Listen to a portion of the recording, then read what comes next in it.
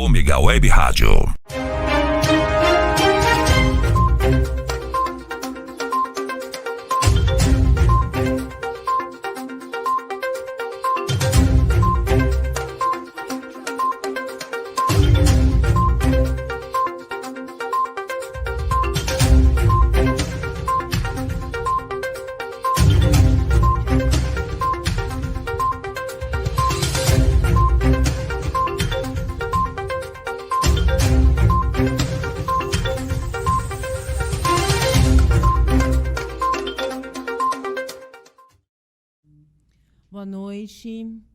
Boa noite a quem está nos assistindo. Boa noite, Marcelo. Boa noite, Emerson. Boa noite, Valentim. Bom, hoje nós estamos aqui com uma bancada diferenciada. Temos o jornalista Valentim, que vai fazer o programa com a gente. Nós tínhamos um convidado. Infelizmente, o convidado está acometido, deve ser dessa influenza nova que vem aqui e está fazendo bastante estrago, não só na Baixada Santista, como no Brasil de um modo geral, né? H3N2 é uma vacina, é um tipo de influenza que, mesmo quem tomou a vacina contra a gripe, não está imunizado, porque ela surgiu na Austrália, depois que a vacina já tinha sido formulada aqui no Brasil. Então, a gente só vai ter a vacina para esse tipo de vírus apenas o ano que vem, porque aí vai ser feita uma nova vacina contra a gripe e vai ser incluída a H3N2 também nessa vacina contra a gripe, contra a influenza, e vai chegar no Brasil apenas em março.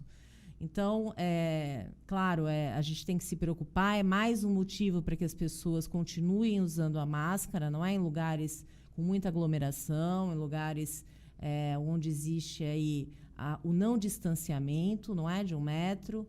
Isso é muito importante para que as pessoas não sejam acometidas. Os hospitais já estão ficando mais cheios.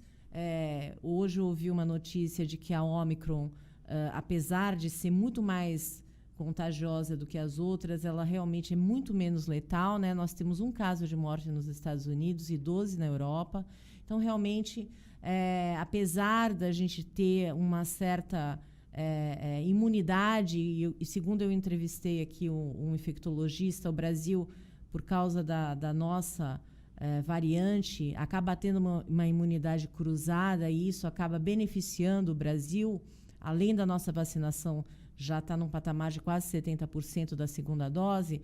Isso facilita com que a gente impeça essa proliferação dessa nova cepa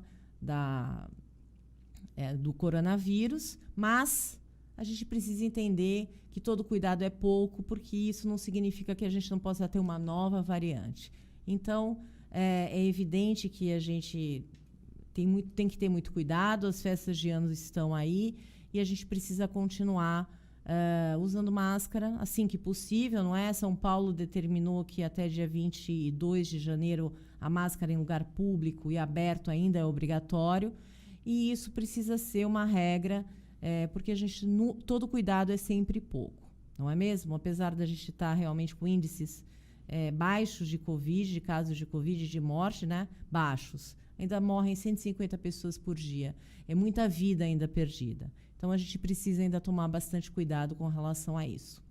Mas nós hoje vamos falar um pouquinho da política na Baixada Santista, vamos falar das perspectivas da pretensão de alguns políticos aqui da Baixada, em especial porque a gente está tendo uma ruptura muito grande no PSDB, e nós temos a Baixada Santista muito dominada também pelo partido, pelo PSDB. E aí nós vamos discutir aqui se os candidatos ou os antigos membros que ainda estão no PSDB vão também romper com o PSDB ou vão permanecer no PSDB, e quais as perspectivas de futuros candidatos para as eleições do ano que vem. Bom, não é mesmo, Emerson? Boa noite, Raquel. Boa noite, Valentim. Boa noite, Marcelo. Boa noite, internautas. Tocando um pouco no tema que você falou da influenza e da própria Covid, realmente a gente precisa tomar cuidado, porque a gente acha que a coisa acalmou e não é bem assim, né? Eu sei de vários casos de pessoas que estão pegando a gripe, os hospitais realmente estão cheios, lotados, Então, a gente tem que tomar cuidado para tentar dar uma diminuída nisso, né? Porque realmente é perigoso, a gente não sabe o que pode acontecer, se você pega e fica tudo bem, qual a sequela disso ou não. E acho que a gente ainda tem que tomar um pouquinho de cuidado. E com relação ao tema de hoje, nós temos o nosso convidado aqui presencial, né? Um pouco diferente o programa do que normalmente a gente tem feito nos últimos aí, né? E vamos conversar um pouco sobre a questão política do ano que vem, ver o que pode acontecer de mudança aí, quem pode, de repente, sair candidato, quais as forças políticas da região, até porque isso é de suma importância para a gente, né?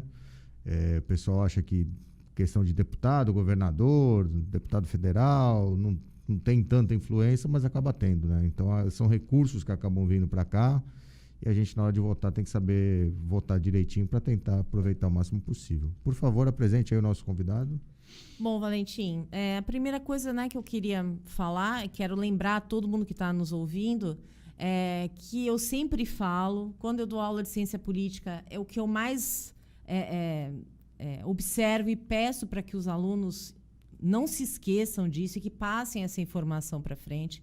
O que faz lei, quem faz lei nesse país é o poder legislativo, não é o executivo. Então, quando a gente vota, a gente tem que votar muito bem no legislativo.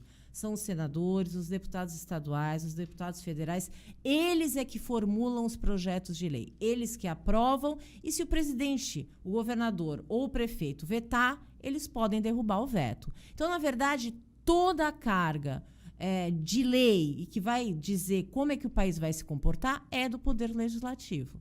Então, a importância da gente votar bem num deputado estadual, num deputado federal e num senador é muito grande. São eles que vão dizer como vai tramitar o país por 4 anos, através dos seus partidos políticos.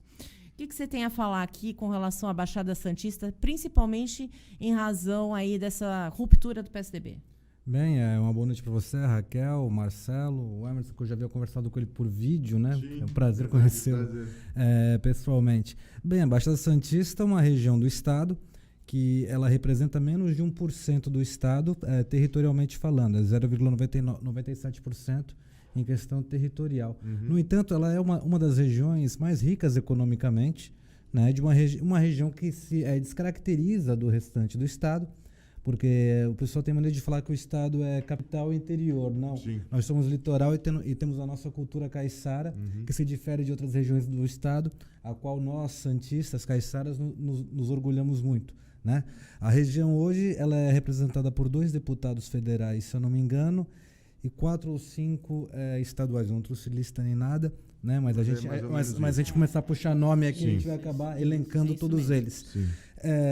Foi um ano realmente, esses 4 anos que se passaram, da última eleição para cá, foi uma eleição onde o país esperava-se muita mudança. Né? Nós partimos de um governo de esquerda que houve uma ruptura no meio, com uma presidente impeachmentada, a qual teve um sucessor que também teve apesar de curta administração, duvidosa para a maioria, sim, dos brasileiros. Então buscou-se essa renovação, né? Essa renovação veio por meio de uma onda que aconteceu principalmente por meio de mídias sociais, e aí lançou-se, né, o bolsonarismo. E com isso cada região teve o seu modo de escolher seus representantes. A Baixada teve certas mudanças, né? Temos candidatos dessa linha, né? E temos também uma outra linha que surgiu, que são de comunicadores que vieram para assumir esse mandato. Então mostra que a população ela está partindo pelo lado da verdade, em quem acreditar para você acabar dando o voto. E toda essa questão de novas fontes, de novas vertentes na política, descaracterizou partidos já mais tradicionais, como o PT, como o próprio PSDB. Né? Desculpa até te cortar. Você acha que teve alguma ligação com os escândalos que tiveram? O pessoal meio que desvinculando a imagem de determinados caciques dentro dos políticos, vinculados a certos políticos, a certos partidos já tradicionais? Você acha que tem alguma ligação disso ou não? Emerson, eu acho que a população ela começou a se interessar mais por política. a gente não via tantas pessoas abordando o tema política. Você chegava nas rodas, até em conversas de bairro mesmo, nas esquinas com o vizinho, na padaria, se falava de futebol, se falava de carnaval, se falava de uma série de coisas, não se falava de política. E hoje, com a rede social, as pessoas todas estão querendo dar sua opinião sobre o assunto. A questão partidária o Estado de São Paulo, por exemplo, já vem sendo governado por um clã, que é o PSDB, há muito tempo, desde o ano de 1994, com o governador Mário Covas. Né? Tanto é que ainda é o partido que tem ainda toda a sua conjuntura dentro do Estado. É difícil até para o povo paulista ver um governo que não seja PSDB. E na Baixada Santista, que é tida como um reduto tucano, se não me engano, dentro das 11 cidades, 9 são governadas pelo PSDB. Então, eu acho que a continuidade, o continuismo, eu acho que fez com que as pessoas se cansarem, porque tudo na vida tem prazo de validade, até na questão de escolha política dos próprios eleitores. Sim. Uma coisa bastante importante, né, que eu sempre falo da questão da política e que as pessoas precisam entender, é que, por exemplo, o PSDB ele já foi formado de uma cisão do PMDB, que não existe mais, que virou MDB, que era MDB antes da nossa redemocratização. Na verdade, 78. Na verdade, a última eleição para presidente, que não foi direta, né, foi disputada entre MDB e Arena, né, que era do Paulo Maluf e Tancredo Neves.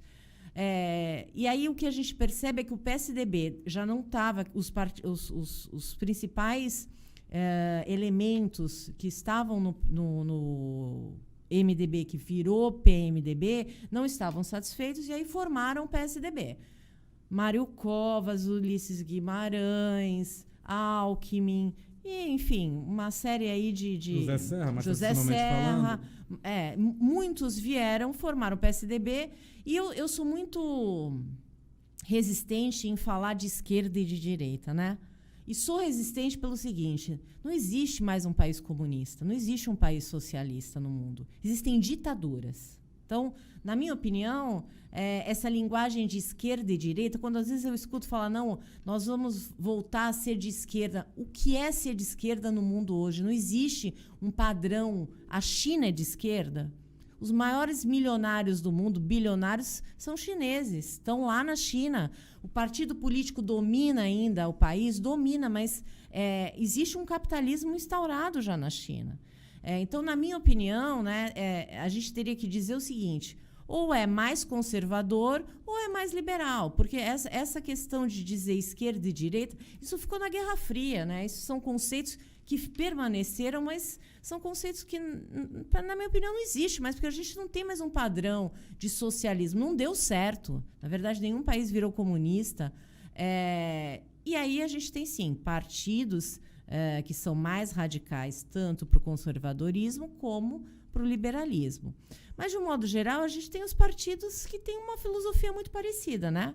Então, como é que você acha que o Brasil, por exemplo, e isso já está tendo uma repercussão grande, né, enxerga a saída do Alckmin do PSDB e uma possível coligação dele com o partido do PT, do Lula?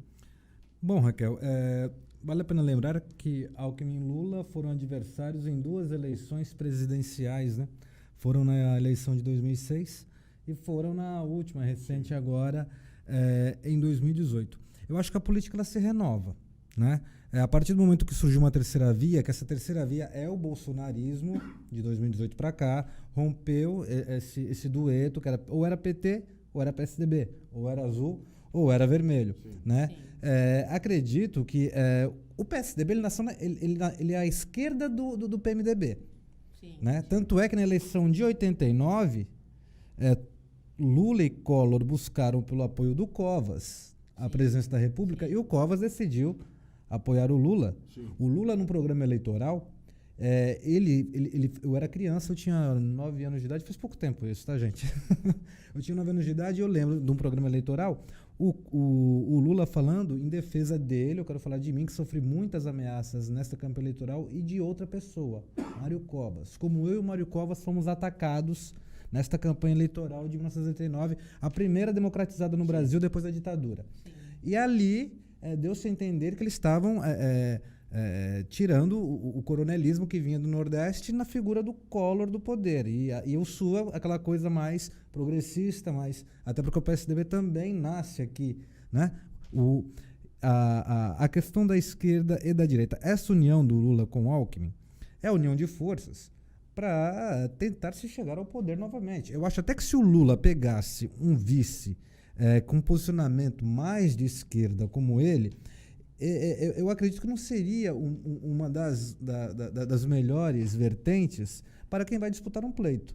Até porque quando o Lula ganhou a primeira eleição presidencial dele, em 2002, o Partido dos Trabalhadores, a mídia, na época, que não tinha rede social abrangente, Malemal tinha um e-mail, tinha outras coisas, chamavam o PT de New PT. Esse termo americanizado, que tanto era o capitalismo, começaram a chamar o PT de New PT quando ele fez aliança com o já falecido... Marco Maciel não, o que foi vice dele, o primeiro vice, aliás... Foi o empresário. Eu vou lembrar o nome, alguém pesquisa aí enquanto quem tiver que estar com o celular. Foi o empresário. E do PL. Isso. E muita gente criticou, mas o PT vai fazer a aliança pro centro. Foi aí a jogada inteligente que fez com que o Partido dos Trabalhadores chegasse ao poder, porque se viesse aquele discurso de 89... Aquele discurso de 94, a esquerda uniu forças com o PT e o PDT. Lula e Brizola, em 89, sim. O Brizola pediu recontagem dos votos, ciente que era ele o candidato do segundo turno a enfrentar o Collor. Uhum. Né? E isso não aconteceu. O Lula teve uma crescente no final daquela campanha de 89.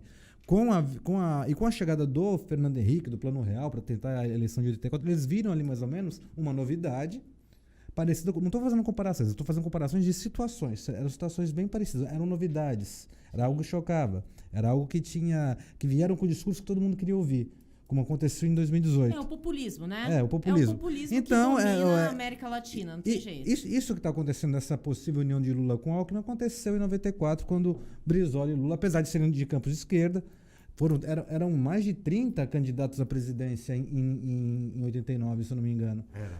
Eram mais de 30. Eram mais de 30. Então, essas alianças, elas são totalmente pertinentes dentro da área do partidarismo, dentro da área de alianças, para que você, dentro de um conceito de conjunturas, de negociações, venha se chegar ao poder. Sim, é isso que eu sempre falo. No país, do jeito que nós temos hoje, a nossa a composição para se chegar ao poder, sem coligação, e eu não estou falando de conchavo, eu não estou falando de venda de voto, eu não estou falando de fundo partidário, eu não estou falando nada disso. Mas isso acontece no mundo todo, onde existe presidencialismo, e sem uma composição, porque nós somos multipartidários, né? Sem uma composição, não é possível chegar ao poder. O que muita gente não sabe, por exemplo, quando fala dos Estados Unidos, os Estados Unidos também é multipartidário. Eles têm vários partidos. Só que na hora final, eles pegam os dois principais partidos e aí fazem a eleição do jeito que a gente presenciou no último ano. A gente sabe, sempre existem mais de 2 candidatos à presidência nos Estados Unidos. Sim, sempre existem. Exatamente. Existe até os candidatos independentes que eles falam, né? Sim, não precisa nem do partido, ele exatamente. pode bancar a campanha dele e sai. Diferente do Brasil, que é obrigatório você ter um partido político para poder participar de uma eleição. Sem partido político, não há a possibilidade de alguém de forma independente se candidatar. É impossível. Por quê? Porque a nossa Constituição Federal fala que nós iremos ser governados por partidos políticos. Então, obrigatoriamente, o partido político faz parte da política brasileira. Eu não tenho como dissociar isso por imposição constitucional. Agora, se mudarem a Constituição, é possível uma via dessa? É possível. Já se discute muito se essa forma de presidencialismo é uma forma realmente que vai se permitir ou tem que ser mudada. Na minha opinião, tem que ser mudada. Está muito desgastado. O brasileiro não quer isso. E a gente percebe isso pelos movimentos de impeachment. Num presidencialismo, eu não posso colocar alguém no poder executivo e, por qualquer motivo, querer tirá-lo. Isso causa uma ingerência política muito séria, administrativa, econômica. Então, o que a gente vê pela manifestação popular? Que não é mais um modelo aceitável o presidencialismo que a gente percebe por aí. Não é. Então, há uma tentativa de mudança nesse sentido que eu acho que é muito benéfica. Agora, a gente vai falar, eu vou dar alguns exemplos aqui para que as pessoas saibam que esse tipo de coligação aconteceu sempre no Brasil. Quem não conhece Luiz Carlos Prestes, ele foi o maior comunista que o Brasil teve, certo?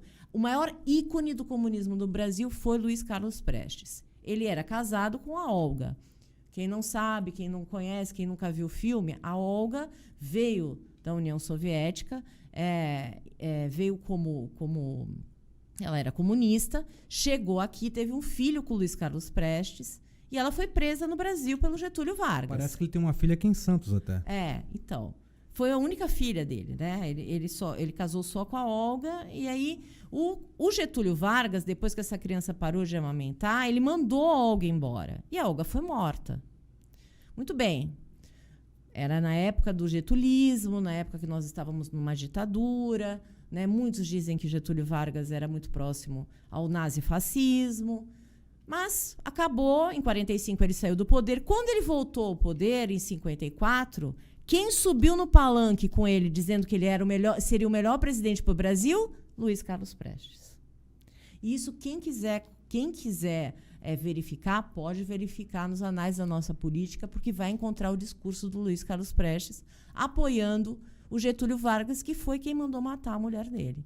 Então, isso é só um exemplo de que esse tipo de coligação não acontece hoje e não acontece só no nosso país. Acontece em qualquer lugar do mundo que tem esse modelo eleitoral, né? Então, não esqueçam que Paulo Maluf já se uniu a Lula para eleições.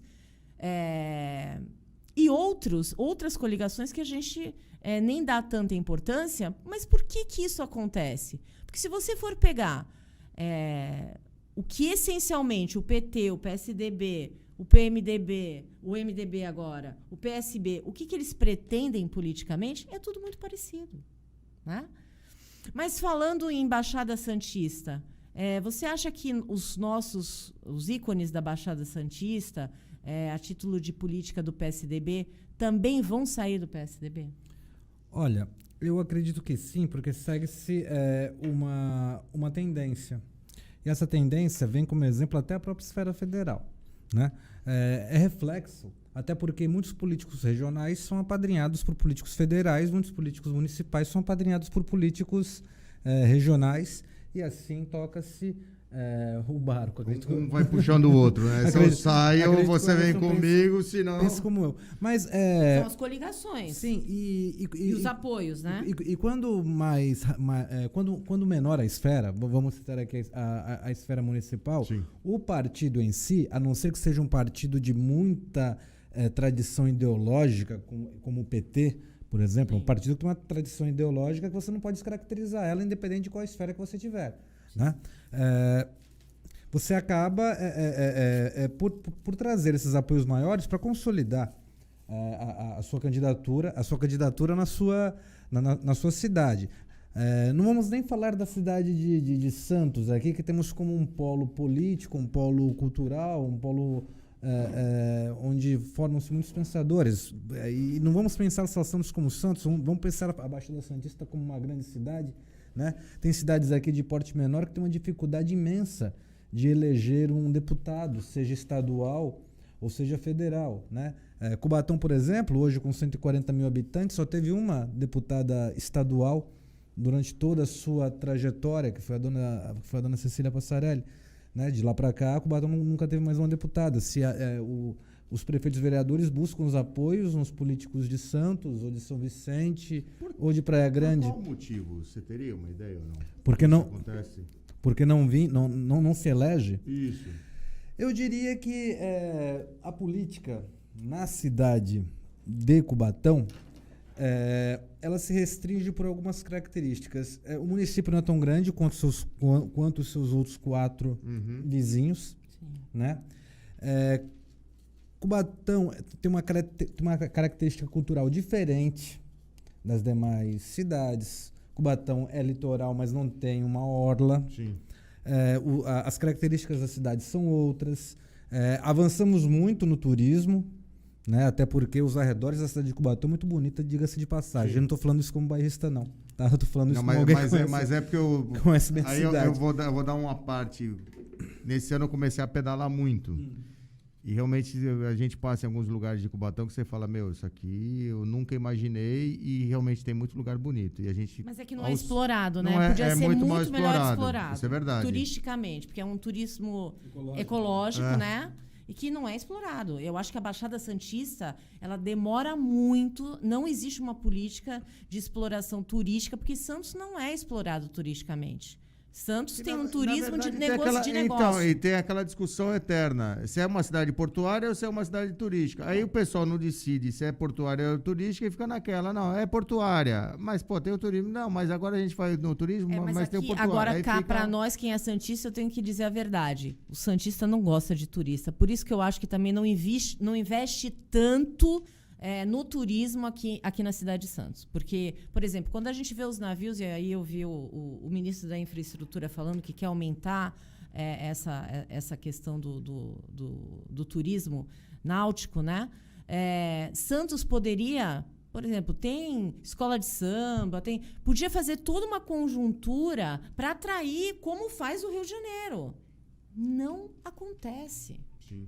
A gente não vê, mas por quê? Porque, na minha opinião, como o Santos não depende do turismo, Santos tem uma atividade portuária, o maior porto da América Latina, então a gente tem o dinheiro concentrado nisso. Então não interessa muito para o santista que haja essa invasão, uma população flutuante, como acontece na Praia Grande, por exemplo. Emerson, quando você... antes da gente bater esse viés gostoso aqui do turismo, a gente estava falando por que o Cubatão nunca mais elegeu um deputado estadual. Cubatão é uma cidade muito atípica. Ela é uma cidade que é um polo industrial, é uma cidade que tem uma imensa área periférica, é uma cidade que tem uma classe média que cada vez está se espremendo, né? E tem uma cidade que arrecada muito, porém a cidade, historicamente, talvez uns tempos melhor, outro pior, mas hoje em dia não é uma cidade tão aprazível para a pessoa querer se instalar. Quem tem uma renda um pouco maior de 6, 7 mil reais já pensa em morar na Praia Grande, ou talvez pense em morar em Santos. Então isso espreme muito a classe média da cidade e questão de formador de opinião. Enquanto não surgir um político da cidade que venha desmembrar todos esses caos, deixar a cidade mais aprazível, fazer com que o dinheiro da cidade circule na cidade e que a classe média estabelecida, os votos de Cubatão poderia muito bem eleger um deputado estadual. Sim. A cidade tem hoje em torno de, oficialmente, de 90 a 100 mil eleitores, mas com essa diminuição de pessoas indo votar com a pandemia, esse número cai aí de 65 a 75 mil pessoas, né? Digamos que 50% desses votos poderiam eleger um candidato a deputado estadual, dependendo da legenda. Sim. Só que o político também, independente de falar de Cubatão em qualquer cidade, para se eleger, ele não pode só contar com os votos da sua cidade. Sim. Até porque nós estamos falando de uma candidatura regional. E cogitou-se em alguma época em eleger deputados com votos regionais, né? Aquela região se poderia votar em candidatos da região. Mas eu acho que o político nessa campanha, em todas as campanhas que abrangem o legislativo estadual, federal, né? Todas as esferas do legislativo, seja o Senado, seja a Câmara, seja a Assembleia Legislativa, você tem que buscar votos fora. Tem cidade aí com 78 mil habitantes, eu falo isso porque eu estive com um amigo meu, eu adoro conversar com ele porque eu aprendo muito. Ele mostrou prefeito de cidade com 70 mil habitantes aqui no estado de São Paulo, que na cidade dele ele teve 70% dos votos, aí teve 4 mil numa, 4 mil outra, em uma região de 200 quilômetros, de um raio de 200 quilômetros, teve mais 4 numa. Pegando de pouquinho em pouquinho. Essa é a campanha que deve se fazer, né? Ainda mais uma cidade que... e aquilo, aqui é uma região metropolitana, você está muito perto da cidade polo, que é Santos, né? Então, como as pessoas já começam a ver a Baixada Santista como uma grande cidade, né? Então acham que tipo, a cidade de Santos tem esse potencial mais para exportar esses políticos na questão de agaranhar os votos dos eleitores. Sim, bom, eu vou agora prestigiar quem está aqui com a gente hoje. João Lima, boa noite. José Simão, boa noite a todos. Martins, Ele Martins, boa noite. Maria Aparecida, boa noite, Raquel e a todos do programa. Fábio Luiz, boa noite. E o Martins falando saudade da cidade, de Santos, cidade maravilhosa.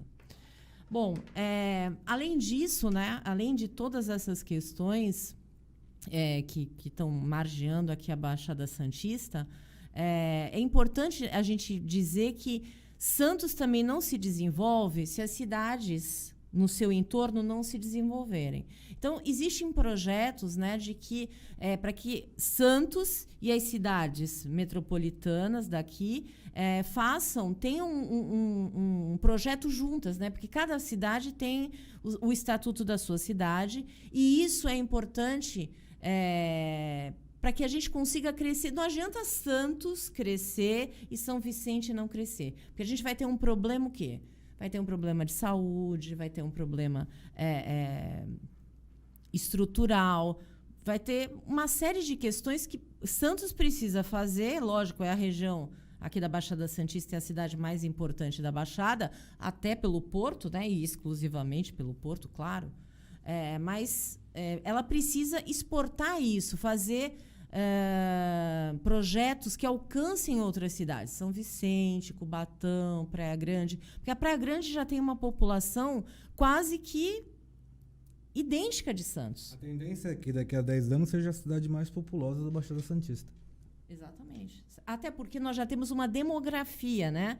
A gente já tem um decréscimo de população em Santos. Com a pandemia, já morre mais gente do que nasce na cidade de Santos. Além da cidade não ser extensa, né? Sim. Santos, área insular, ela está praticamente toda ocupada. Algumas ratificações que eu quero fazer aqui, né? Lembrei, o nome do vice-presidente do Lula era o José de Alencar. Isso, verdade. E quando a gente começa a falar da questão da regionalização, né, Raquel? Quando a gente começa a falar de Porto, começa a falar de Santos, começa a falar de querer integrar a cidade, que pena que o nosso amigo Gil dos Santos não está aqui, né? Ele que participou lá do Embaixada comigo e realmente falou bastante sobre a importância da GEM e como é importante ter um órgão dessa magnitude, né, para discutir a região em termos técnicos. Nós temos o Condesb. A GEM é um braço do Condesb. Né? O Condesb ele é formado pelos prefeitos e também os vices, não podemos esquecer disso. É formado pelos prefeitos e os vices das 9 cidades da Baixada. Ali cada um expõe seus problemas, vê o que pode, mas na verdade cada um está defendendo o seu. Sim. Não vamos. Que tal a gente começar um VLT começando de São Vicente para a gente Praia Grande? Não dá para partir para Cubatão primeiro? Não dá para partir.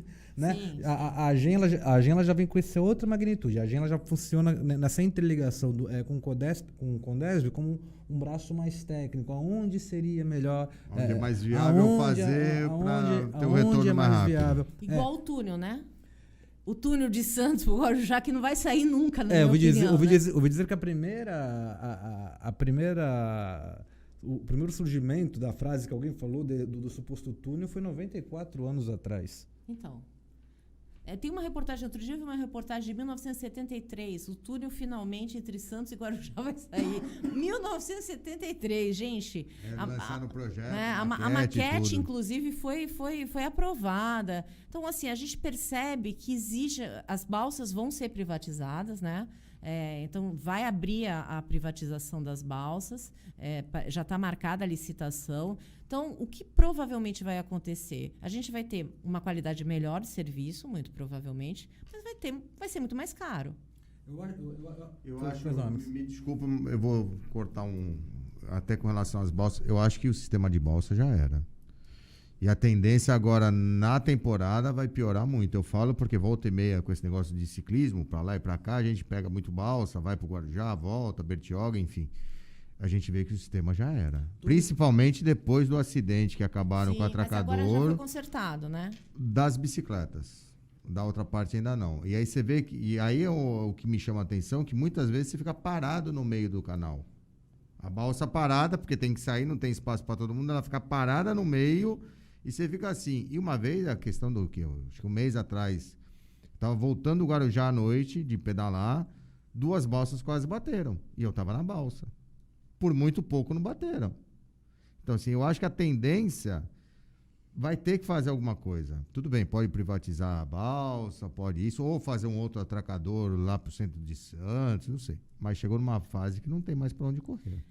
Eu acho que a questão do túnel, a gente tem alguns problemas para o túnel, né? A gente poderia ter uma ponte, mas imagina com a navegação que a gente tem aqui, essa ponte ficar erguida e baixar, não dá, porque entra muito navio, sai muito navio. Eu acho que, por exemplo, uma ponte que tivesse que abrir e fechar é impossível. Uma ponte fixa não dá, não tem como, então não dá. Agora, o túnel, a gente tem um problema que, na minha opinião, vai ser um problema se ele realmente sair do projeto, sair do papel, que vai ser a questão ambiental. Sim. Porque o que acontece? A Ródia, e quem sabe, quem tem conhecimento disso, a gente tem até um problema de não conseguir que navios com a calagem muito, muito profunda entrem no Porto de Santos, porque a gente não pode fazer a dragagem o tempo todo por causa dos dejetos da Ródia, que a gente não sabe o que tem. Então, na hora que for mexer num túnel, e aí, como é que vai fazer com isso? Porque vai ter que mexer. Bem, quando você fala de túnel, eu vou mais além. Não é só um túnel que está prometido aqui, na nossa região, viu? São 2. Talvez o Emerson se recorde do famoso túnel ligando o Marapé... Sim. A Zona Noroeste. A Zona Noroeste, isso. isso. Já tem projeto também de furagem, desapropriar tudo, verdade. Ali no final do... o nosso participante aqui acabou de falar isso. E o túnel da Zona Noroeste para o lado do Marapé? Gente, se não sai nenhum, imagina o outro, né? Quem foi que falou? O José Simão. José Simão, juro pra você que eu não estava olhando aqui no celular da Raquel, até porque o meu tava desligado. Mas esse túnel seria muito viável, porque você acabaria... Porque a cidade de Santos, a ilha de São Vicente, aliás, ela é separada pelo seu eixo e estreitada nas suas pontas. Sim. Melhorou um pouco com a entrada de Santos. A viagem de Cubatão até Santos ela era longa. Ela era longa, era só uma faixa, a Estrada Velha ela ia e voltava. Hoje você vem pela Estrada Velha, da Estrada Velha você cai no viaduto, que você sai na Via Anchieta e você já pega outro que você não precisa seguir reto para dar a volta no morro para pegar o começo da Nossa Senhora de Fátima. E até por trás ali da Zona Noroeste, eles andaram fazendo os viadutos e tudo, que você corta ali por dentro, você não precisa nem ir na entrada de Santos. Você já sai lá no meio da Zona Noroeste. Desenvolver uma região, tornar uma região metropolitana, uma região que é interligada por cidades. Modal. Eu acho que uma ótima engenharia de modal é o modelo, o priori para você desenvolver uma região. Começamos sim. Eu acho que essa nova via, a nova via Anchieta, pelo menos esse trecho de Cubatão até Santos encurtou muito. Você vai pela Anchieta, você cai na Zona Oeste rapidinho, você está em São Vicente. E outras coisas que a gente está precisando. Realmente, seja túnel, seja ponte, que isso seja feito logo. Né? O morador do Guarujá acho que deve estar até cansado de andar de barco para chegar até Santos, seja de balsa, seja de catraia, seja do que for. O morador do Morro de Santos mesmo, né? Dentro da sua cidade, cadê o projeto do teleférico que funcionaria como facilitar a subir dessa escada? É um ótimo exercício, mas não é sempre que as pessoas estão dispostas. O teleférico... E você subir e descer escada sem compra é uma coisa.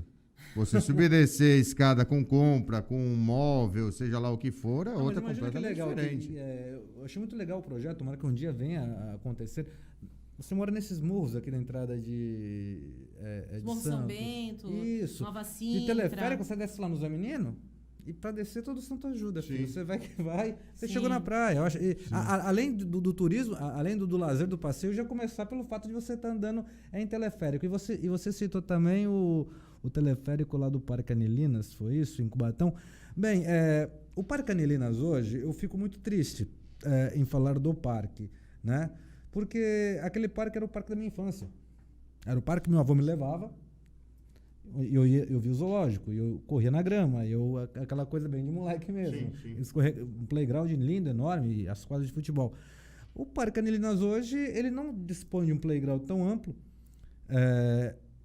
Eu acho que é um parque que se deteriorou pelos anos, perdeu muitas das suas características, né? Tem um cinema lá que está funcionando, Mas o Parque Anelinas hoje, ele está parecendo um depósito.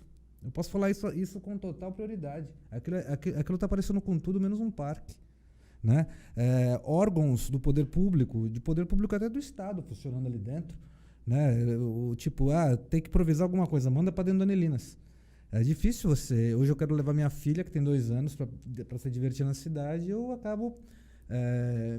a mãe dela, tá? Que eu tenho um enorme carinho pela mãe da minha filha, muitas vezes pega a menina e vem para Santos, para praia, para ter um lazer, porque a cidade de Cubatão realmente é o que está empobrecendo a classe média. O pessoal está se mudando de Cubatão porque a cidade não está aprazível para se viver. Sim, é complicado. A gente tem uma pergunta aqui do Fábio Luiz, né? Uma cidade como Cubatão, que arrecada muito de imposto, deixa muito a desejar em infraestrutura, educação, cultura e saúde, né? Por quê? Bem, eu acredito que é da própria... Política pública, né? Política pública, que não sei se, eu não estou ocupando um prefeito A, B ou C, tá? Se você pegar a própria história de Cubatão é uma cidade que ela se formou muito diferente das outras. Cubatão nada mais é que a primeira rodovia pavimentada do Brasil. A Avenida 9 de Abril é a continuação do Caminho do Mar. Né? Tanto é que a primeira viagem de carro foi feita do Planalto até a praia, por dentro de Cubatão. Então, Cubatão sempre foi caracterizada por ser uma passagem. As famílias foram se aglomerando. Aí veio o polo industrial e tudo. A cidade se caracterizou como uma cidade industrial, uma cidade do trabalho. Casas em Cubatão, morar em Cubatão custa caro, custa porque você vai morar perto do trabalho, os bairros melhores que surgiram, Casqueira, Vila Nova. Mas a própria formação de Cubatão, e hoje, com a desvalorização da mão de obra industrial, a indústria já não rende tanto como rendia há tempos passados, caiu o orçamento da cidade, lógico que que caiu. Fecharam também, né? Fecharam sim, Emerson. E a pouca... essa pouca qualidade de vida, que seria morar perto do serviço, acabou por ir se enxugando e se descaracterizando. Agora que o orçamento ainda é bastante rentável para uma cidade que tem, acredito que até menos de 140 mil habitantes, eu acho que é uma questão até, não quero falar de A, B ou C, mas eu acho que realmente, o passar do tempo, as coisas só foram piorando, né? Inclusive o funcionalismo público de Cubatão era o mais bem pago da Baixada Santista. Era o mais bem pago, que não acontece nos dias de hoje. Houve uma desvalorização, né? O secretário... eu até acho que o salário de secretário em Cubatão é baixo. Cargos são mencionados na cidade de Cubatão hoje, são os mais mal pagos da região da Baixada Santista. Isso até descaracteriza você. De repente você tem até um bom gestor dentro daquela pasta na cidade e a pessoa acaba recebendo proposta de uma outra cidade e acaba não indo. Né? Eu acho que tem que ter valorização também para esses cargos. Entendeu? Porque eles vão dar um retorno para a cidade, né? A gente também não pode esquecer, né, que Cubatão ela se revitalizou, porque na verdade Cubatão já foi chamada de Cidade da Morte, né? Vale da Morte. Vale da Morte. Por quê? Porque nasciam muitas crianças com acefalia, né? Sem o cérebro. Eu era pequena e lembro de uma empregada da minha avó que teve um filho que morava em Cubatão e o filho nasceu com essa doença. E era uma coisa muito triste. Até que então, né, o Ministério Público, as questões ambientais foram se aprofundando e Cubatão hoje é um exemplo de cidade em questão de não ter poluição. Né? Isso precisa ser falado, porque isso não faz tanto tempo assim. Coisa de 25 a 30 anos, com o replantio das árvores na Serra do Mar e o controle ambiental, acredito que dos filtros das indústrias foram obrigadas. A própria CETESB fez um bom trabalho ao longo de todo esse período. E Cubatão foi reconhecida até na Eco 92 como cidade símbolo da ecologia. Exatamente. É uma coisa que é importante a gente falar. Então, quer dizer, uma cidade ela pode se revitalizar. E aí, a gente tem outras cidades aqui da nossa região que também tem uma série de problemas. São Vicente tem uma série de problemas. Se a gente se estender um pouco mais para o litoral sul, Mangaguá, Itanhaém, Peruíbe, gente, eles não têm um hospital. Então, assim, é lógico que isso acaba influenciando de uma maneira do desenvolvimento. Porque se a gente chegar até Peruíbe é uma coisa. Vocês passando de Peruíbe, que a gente vai para o Vale do Ribeira, é a região mais pobre do estado de São Paulo. Se não me engano, a região do Vale do Ribeira, juntamente com a região de Araçatuba. São as duas regiões, aliás, as duas regiões extremas do estado, né? Voltando um pouquinho aqui para a área da política, né? Falando de todos esses problemas né? Estamos aqui debatendo política, somos pessoas que moramos na região, a gente sabe mais ou menos muito bem o que é que vem ocorrendo. Há uma expectativa de renovação, tanto na Assembleia Legislativa como na Câmara Federal, dos autores políticos aqui da nossa região. Muito, Raquel, pelo que você falou, dessas questões que estão acontecendo partidárias a nível das esferas, principalmente da esfera federal. Isso vai acabar trazendo circunstâncias, e a gente já está vendo, viu? As coisas acontecerem. Nós já estamos vendo eventos, estamos vendo aquilo que eu falei aqui no começo, políticos de uma cidade visitando outra, buscando apoio, e ali vai se costurando. Eu acredito até que há possibilidade de aumentar o número de representantes, tanto na Assembleia Legislativa, como também na Câmara Federal. Mas você acha que o partido político PSDB vai perder muita força na próxima eleição? Olha, regionalmente você está falando? Sim, sim. 2 grandes nomes do partido, eles estão de saída. Acho que isso não é novidade para ninguém. Aliás, os 2 prefeitos, acredito que mais bem avaliados nos seus últimos mandatos, que foi o Paulo Alexandre aqui em Santos e o Alberto Mourão, na Praia Grande. 2 nomes de peso aqui na região. Aliás, eu acho que são os 2 nomes, os 2 políticos de maior prestígio, se não digo políticos, pelo menos que exerceram cargos executivos de maior prestígio na região. Na minha concepção, esses dois estão eleitos. Eu acho muito difícil perder a eleição, né? E se elegerem, pelo que eu estou vendo, não vai ser pelo Nilton Cano. Sim, eu acho também que vai haver aí uma ruptura muito grande do PSDB, né? Para outros partidos, e aí eles não vão fazer o que fizeram os políticos que saíram do MDB e formaram um partido que foi o PSDB. Eles não vão formar um outro partido. Na minha opinião, o que eles vão fazer é cada um ir para um partido que tenha uma certa semelhança com a ideologia do que era o PSDB, do que é o PSDB, né? O PSDB não acabou. O Dória, em razão da hegemonia do Dória em São Paulo, é que acabou, evidentemente, a velha guarda do PSDB está rompendo, e muita gente vai seguir essa velha guarda justamente por discordar do que o Dória fala. O Dória é o causador de tudo isso. Sim. Né? O causador de toda essa debandada. Mas quem é o causador? É o Dória ou é o Alckmin que trouxe o Dória para o partido? Será que o Geraldo Alckmin não está experimentando aquilo que a gente pode dizer do próprio veneno?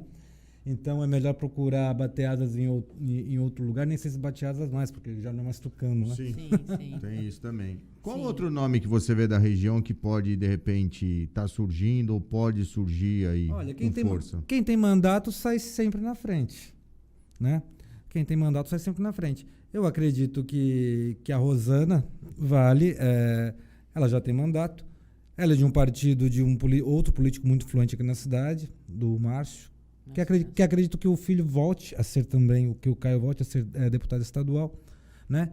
E tem todo o carisma de uma pessoa que esteve à frente da TV regional, um rosto muito conhecido, e a credibilidade que os jornalistas passam em busca da verdade. Eu acho que quem sai com o mandato na mão já tem uma grande chance. Há nomes novos aí que podem surgir. Olha, o deputado estadual Wellington Moura, que ele sempre teve laços com 2 regiões, com a Baixada Santista e com o ABC. Hoje ele está mais enraizado aqui. Talvez ele acredite que essa questão do regionalismo, do voto mais concentrado, seja melhor para eleger, ainda mais numa questão de deputado estadual. Talvez federal, aquela outra alternativa que eu falei, de você pegar resquícios em todo e mais municípios fazer o nome girar em outros lugares. Mesmo que sejam com 1000 habitantes. Não, sem dúvida nenhuma, né? A pessoa, por exemplo, a Rosana Vale, ela conseguiu se reeleger porque ela lançou o livro e ela andou por todas as cidades da região. Então, ela pegou voto de Santos, de São Vicente, do Guarujá, da Praia Grande, de Bertioga. Quando ela fez isso, ela se tornou conhecida em todas essas cidades. É muito diferente de você pegar alguém que não tem esse conhecimento, que não é conhecido, que não tem essa transparência e fazer esse trabalho, porque é um trabalho de formiguinha, não é um trabalho simples, né? As pessoas acham que participar de uma competição eleitoral é uma coisa muito simples. Não é simples, porque a pessoa precisa, em primeiro lugar, passar confiança, né? O eleitor ele precisa se identificar com o político e, em segundo lugar, ela precisa ser conhecida. Não adianta você ser uma pessoa extremamente bem conceituada até dentro do seu partido político, e a gente viu isso, é lógico que isso vai voltar, né? Porque as coligações voltaram, aquela mudança ela não conseguiu ir para frente, então o que vai acontecer? Então a gente vê nomes como o Tiririca, por exemplo, que colocou dentro ele não era nem do PT, mas fez vários deputados federais entrarem pelo PT. Por quê? Porque ele levou quase 1 milhão de votos, quer dizer... É uma obrigação. Certo? Então, isso... E por que ele fez isso? É voto de protesto? Pode ser uma parte de voto de protesto. Mas ele é uma pessoa conhecida, né? Então, a gente percebe, não são todos os conhecidos que entram, mas a gente vê muita gente conhecida entrar sim. E cada vez mais os partidos estudam isso. Sim, quem é dúvida. Conhecido e quem, em tese, pode chamam puxar, as até para pessoas. puxar o voto, que nem no Sim, caso do Tiririca. sim. Você acaba puxando os votos e acaba puxando um monte de gente. Exatamente. no embalo. 7 deputados entraram graças a ele. Então, não é uma coisa tão simples. Quando a gente vota em alguém, a gente tem que saber que isso pode acontecer, né? Por isso que eu digo a importância de você votar no legislativo. Então, quem é da nossa região também tem que saber em quem vai votar, porque as pessoas da nossa região vão olhar para a nossa região. Então, é muito importante que a gente tenha representantes na Câmara dos Deputados Federais, na Câmara dos Deputados Estaduais. Por quê? Porque senão a gente fica à mercê de outros, né? O Estado de São Paulo já tem uma defasagem com relação a outros estados. É o estado mais populoso da federação, só pode eleger 70 deputados federais, sendo que eu tenho outros estados com menos população e que tem também 70 deputados federais. Então, a nossa representatividade na Câmara dos Deputados Federais já é menor do que estados do Nordeste, estados da região Centro-Oeste. Então, isso é uma coisa que as pessoas às vezes não entendem, né? Tem que diminuir o número de deputados. Sim, mas nós, aqui dessa região, nós do Estado de São Paulo, que somos a máquina do Brasil, acaba não tendo força para aprovar determinadas leis. Então, isso é importante. E não tem outro jeito, não tem outro meio. Ou a gente deixa a democracia, ou é assim que tem que ser, né? Não tem outra via. Ou a gente tem uma forma de governo ditatorial, ou a gente tem uma forma de governo democrático através dos representantes. Não tem outro modelo, né? Então, as pessoas precisam entender isso. Eu não vou votar em ninguém porque não me interessa a política. Então, depois você aguenta 4 anos as decisões daquela pessoa que você achou que não precisava votar e nem se incomodar com isso, porque a sua vida vai ser regimentada por esse partido político através dos seus representantes, né? Então, eu acho importante a gente sempre mencionar isso e a importância das pessoas também pesquisarem.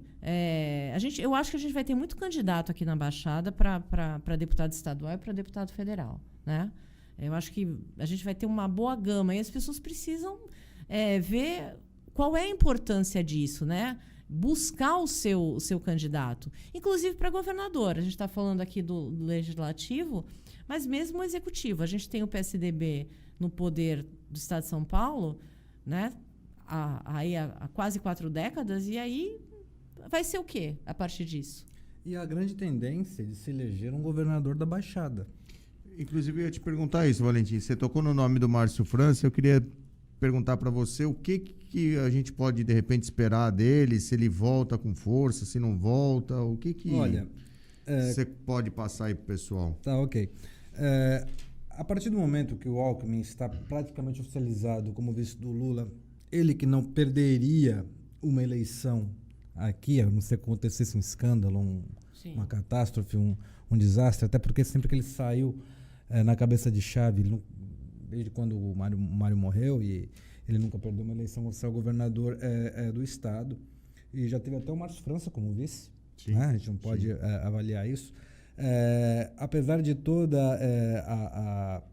a estigmativa, e a gente sabe que o eleitorado petista é muito forte em todo o Brasil, mas sempre foi o sonho do PT governar São Paulo e nunca conseguiu governar o estado de São Paulo, né?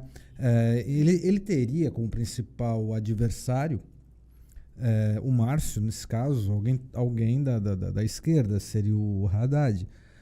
O que eu acredito que seja um páreo não tão difícil como seria o... Você acha que o Haddad vai sair ou o Boulos? Eu acho que quem sai é o Boulos. Eu acho que quem sai é o Haddad. Até porque o PT, ele tem aquela coisa de ser o maior partido de esquerda. Eu não acredito que...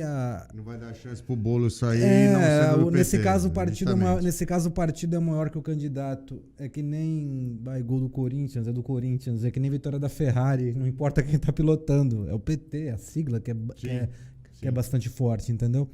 E a gente é acostumado a ver conjunturas do PT com o PCdoB. Sim, normal também. Até porque o PSOL, assim como o PSDB é uma ruptura do MDB, o PSOL é uma ruptura do PT. Sim, né? E o Partido Verde, ala mais né? radical. Isso. Eu acho que mesmo, né, assim, o desempenho do Boulos na prefeitura, né, na sua candidatura a prefeito de São Paulo, surpreendeu. Foi muito surpreendente. Então, acho que talvez, eu não sei se a renovação, e eu já ouvi o Boulos dizer que vai se candidatar a governador, eu não sei se não vai rachar a esquerda. Completamente à esquerda, na minha opinião. Ele é muito. Você acha que ele sairia? Muito forte. É mais fácil ele sair candidato a governador ou a deputado? Não, ele não vai ser deputado. Ser deputado, não.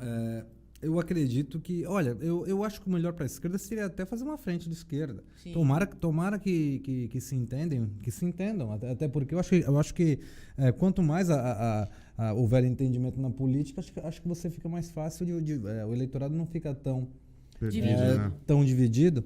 Né? E até porque são alas que nasceram do mesmo embrião, né? E já que pelo menos atualmente você combater, já que o bolsonarismo é o que tem que ser combatido pela esquerda, sim, o ideal era que a esquerda se unisse.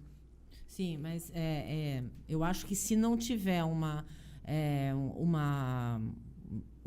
coligação como Boulos sendo cabeça de chapa, não vai ter. É porque ele saiu vencedor nas últimas eleições municipais. E ele veio como uma renovação. Ele saiu vencedor. Eu até digo que o Partido dos Trabalhadores saiu vencedor no Legislativo, se não me engano foi o partido que mais fez deputados na Câmara Federal, ainda assim. O Fernando Haddad... Ele até que surpreendeu, chegou no meio ali, substituiu o Lula, chegou no segundo turno, não foi páreo para a onda que estava tendo, né? Chegou a ser prefeito de São Paulo também. A gente não pode esquecer que ele perdeu uma reeleição. Sim. O que isso marca muito o político. Mas tem toda aquela característica de professor universitário, aquela ala mais intelectual do PT. Queira ou não, uma pessoa que tem um perfil um pouco mais centrado, que ajuda na hora de você optar por um candidato petista, né? Aí vão surgindo os viés, as ramificações de cada um, busca o eleitorado para ver onde cada um se encaixa melhor. Sim, eu acho que o PT ele não volta com tanta força, nem para a região da Baixada Santista. Eu acho que ainda existe muito. Santos em especial, né? Nós tivemos aqui a Thelma como prefeita do PT. Detalhe, Raquel, apenas para caracterizar, o que hoje nós temos uma região de 11 cidades, sendo 9 tucanas, Santos foi a primeira grande cidade petista do estado fora do ABC. Sim. Né? A histórica de Santos é de uma cidade vermelha, é a Moscouzinha brasileira, é a Barcelona brasileira. Mas isso por causa do Porto. A gente não pode esquecer, né, que quando a gente estava no regime militar... Santos era considerado um antro de comunistas, né? Sim. a Casa Amarela, que vai ser, inclusive, né, vai acabar, nós estudamos lá, por isso que eu estou falando dela, a Faculdade de Direito de Santos. Dentro do diretório da Faculdade de Direito de Santos entrava a polícia.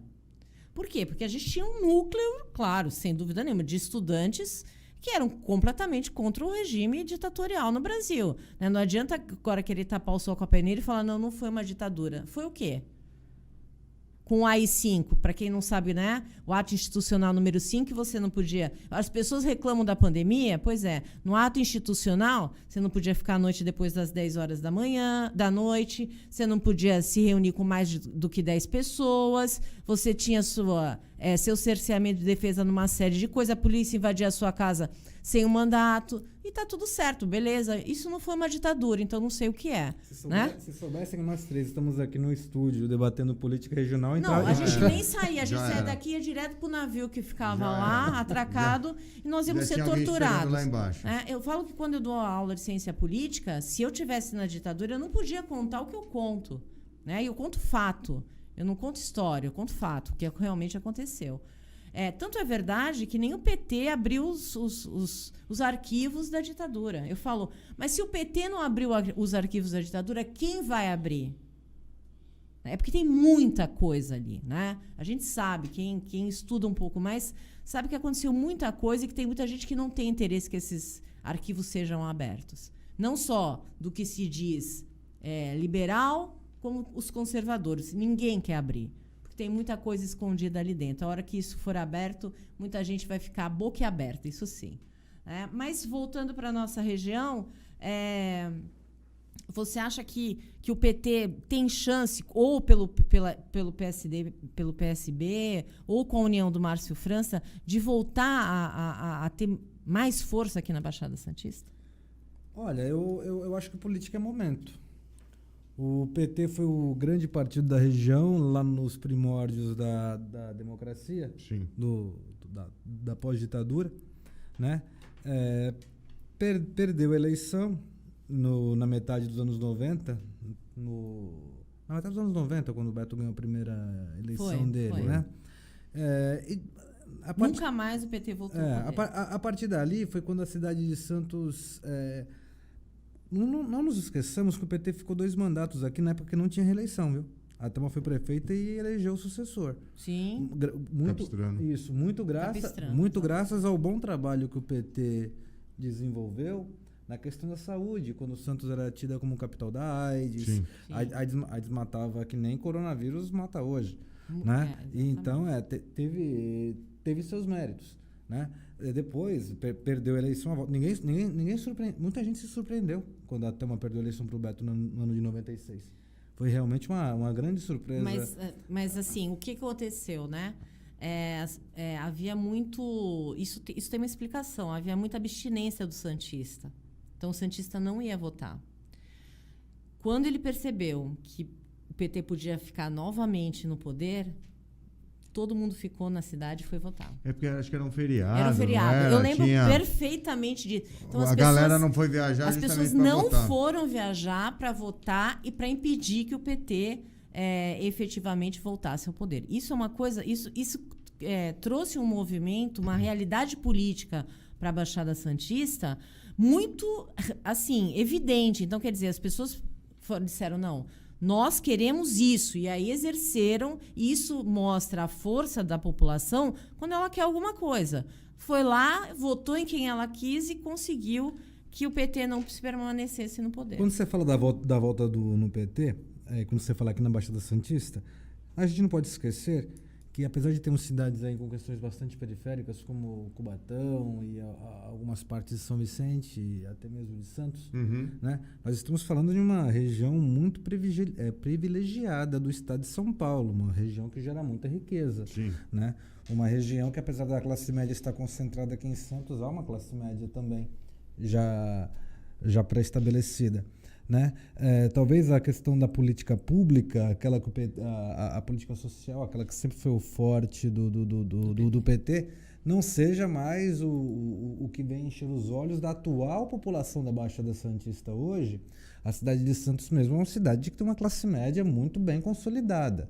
né? Não vamos dizer que são todos de classe média alta, que são isso, mas morar em Santos hoje é um custo de vida Caríssimo. Tão caríssimo, caro né? quanto São Paulo. Nos lugares mais caros de São Paulo, pode ter certeza. Então, talvez essa política do PT para retornar hoje, acho que o partido tem que entrar nos seus... Como abordar uma região como a Baixada Santista novamente e quais pontos da Baixada vir a abordar para que o partido possa ressurgir.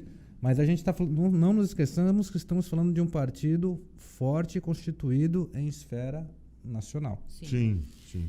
Tem uma pergunta do Fábio Luiz aqui. Como vocês veem o crescimento do Lula, mesmo com um passado envolvido em corrupção? Bem, eu acho que não é nem o crescimento do Lula, na minha opinião. É o combate ao bolsonarismo. O que fez com que o Lula, ou que o PT não entrasse no poder, era o antilulismo naquela época. Eu acho que hoje o próprio Jair Bolsonaro, que é presidente da República, ele, por todos os atos que ele praticou e continua praticando, né? Ele está aqui na Baixada Santista, ele estava numa lancha, não sei se vocês viram, dançando funk, com uma moçada de biquíni. Então, assim, existem algumas situações que a gente vê o presidente da República praticando, né? E ele lidou muito mal com a pandemia. E eu não estou falando de questão política, eu estou falando de realidade. Ele foi muito negacionista, a inflação voltou com tudo, a gente não tinha essa inflação desde antes do FHC assumir o poder. Então, né, a gente teve o último, o Sarney, chegando no mês a 1000% de inflação. Depois a gente teve outras situações aqui no Brasil. Quando o FHC foi ministro da Economia, ele entrou com a URV, a gente estabilizou o Brasil e nunca mais a gente teve uma inflação como essa. Então, a gente tem uma economia que vai muito mal, desemprego que não melhora, a saúde ainda com todos os déficits. E aí, os programas, aquilo que ele prometeu tanto, que ele não ia fazer nenhum tipo de coligação, sendo completamente rompido. Então, é evidente, na minha opinião, não é que o Lula... e todo mundo esqueceu o que o Lula, ou o Lula é acusado. Não se esqueçam que o Lula não deixou de ser réu. Ele teve os atos do processo anulados. As ações criminais contra o Lula continuam em trâmite. Se isso vai ser julgado, se não vai, se vai prescrever antes, é uma outra história. Mas as ações contra ele é que ele não tem mais condenação. Por isso que ele pode sair candidato. Falou da questão do Lula, dele ser candidato, né? O presidente Bolsonaro, ele enfrentou a pandemia. Quando eu falo enfrentou, ele passou por ela. Bem ou mal, ele caiu no colo dele, resolve o pepino. Se ele resolveu ou não, vai dar abacaxi tá aí, vai dar competência ou da incompetência dele. O que eu acho que o que vale fazer, né, o que vale o Lula acreditar na possibilidade dele ser reeleito é o presidente onde o pobre fazia churrasco todo final de semana. É o presidente que o juros estava lá embaixo. É o presidente que o pobre andou de carro zero. Em 82 vezes, mas andou de carro zero. Sim. Meu primeiro carro zero eu comprei no governo dele. Eu pude comprar um carro zero para mim. Né? Então, as pessoas gostam de poder ter esses poucos privilégios da vida. E agora, ele nessa situação que você está falando, ele pode ser candidato e você vendo a carne a R$42, 1 quilo de carne não de primeira, viu? 1 quilo de patinho, digamos assim. Tá? Então isso faz acreditar. E não nos esqueçamos que esta pode até não ser a realidade total da Baixada Santista. Mas a gente está falando de esfera federal. Sim, e essa é a realidade do povo brasileiro, passando fome. Muita gente abaixo da linha da pobreza. É uma coisa fora do normal. Isso faz com que ele acredite. Grande. E eu, no lugar dele, quer fazer alguma coisa, eu também acreditaria. Sim, e eu acho que assim, uma estratégia do Lula que está dando muito certo, né, que foi feita pelo Jair Bolsonaro na candidatura dele, é que vocês percebam que ele está sumido. Sim. Então, quando ele não quer o holofote para ele. Tira do cenário, você preserva a sua imagem. Sim. Então, isso é uma excelente, quer dizer, né? quem entende de política sabe disso, é uma estratégia fora do normal. Quando Jair Bolsonaro recebeu a facada, eu falei para todo mundo, ele está eleito.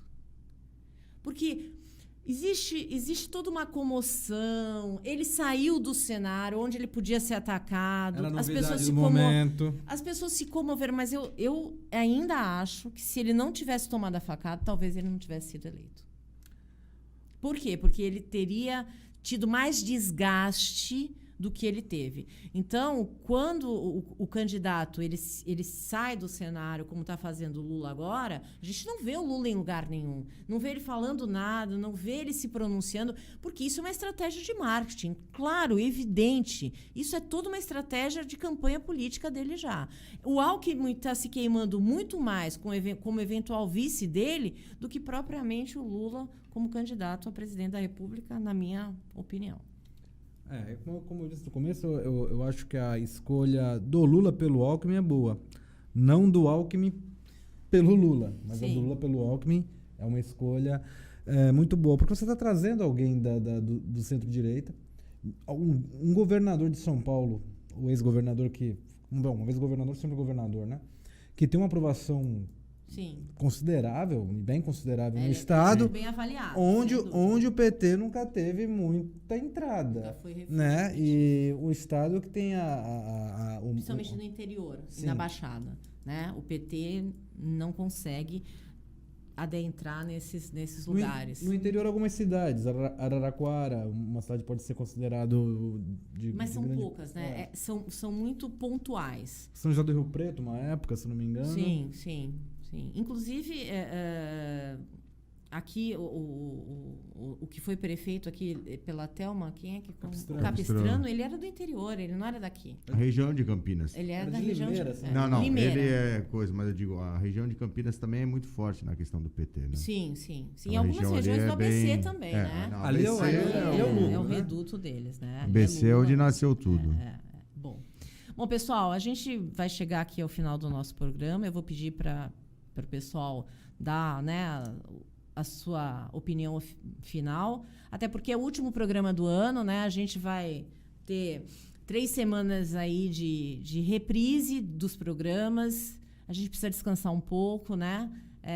Nós temos eu tenho minha carreira além do programa. O fórum está de férias. Eu preciso descansar um pouco para conseguir voltar com o pique total ano que vem. Senão a gente não aguenta mais um ano podendo trazer um jornalismo aqui, essas conversas de qualidade para vocês. Então, Emerson, né, o que você pode dizer aqui para a gente? Queria agradecer por esse ano, né? Um ano meio difícil aí, que passamos, meio de pandemia, um monte de gente falecendo, enfim, falta de dinheiro e por aí vai. Mandar um abraço a todos que nos assistiram durante esse ano, que nos acompanharam, agradecer a presença aqui do Valentim, falando um pouco de política, agradecer a todos os nossos convidados, né, que participaram durante esse ano, e todos que nós chamamos prontamente atenderam, participaram, que ano que vem nós possamos estar aqui novamente, né, agradecer o Marcelo por todo o apoio, todo esse ano também, toda essa luta. Teve uma vez que tivemos que fazer o programa moda antiga, né? Via telefone, que a internet não entrava de jeito nenhum. E aquilo para mim foi uma experiência muito boa. E desejar a todos aí de casa um Feliz Natal, um bom ano novo aí, com muita saúde, que ano que vem possamos estar juntos novamente.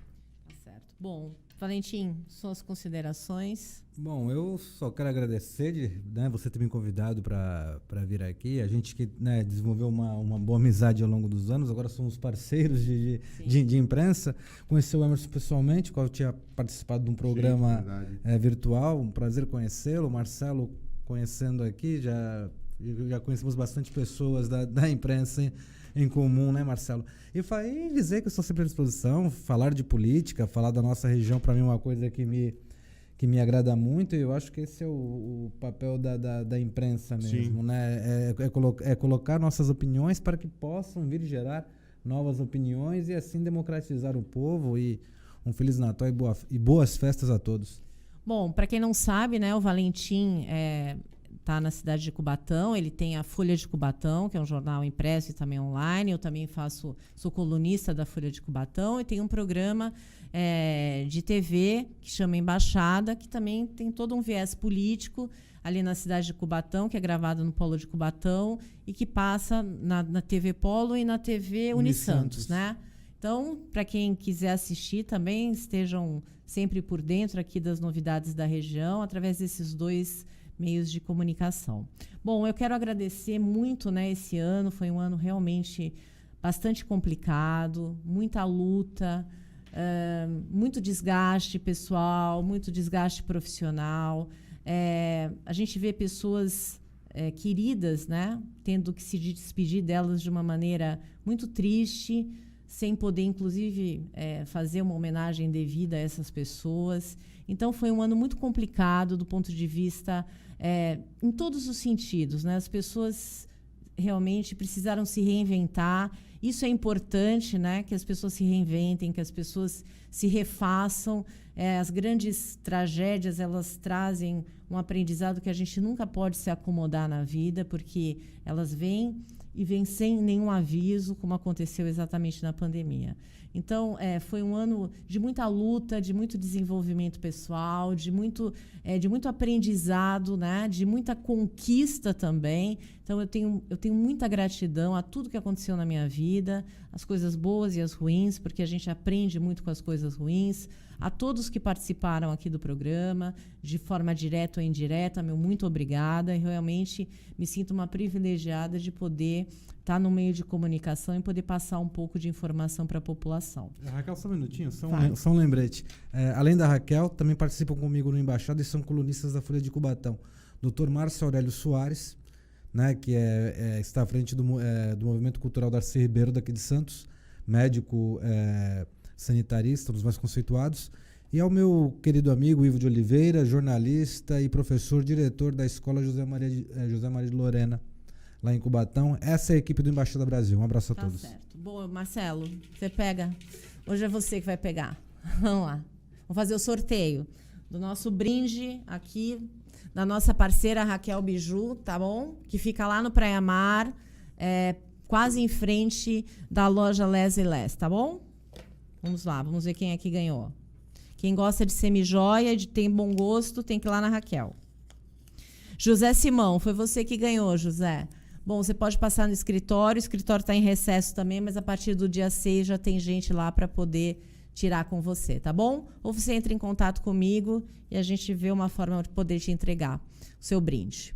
Bom, eu quero agradecer novamente, dizer que a gente vai ter 3 semanas de recesso. Um bom Natal e um excelente Ano Novo a todos. Boa noite, Emerson. Boa noite, Marcelo. Boa noite, Valentim.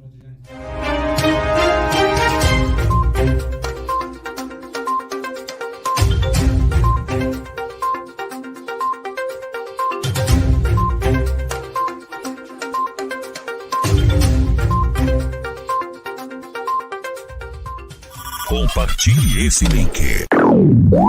www.omegawebradio.com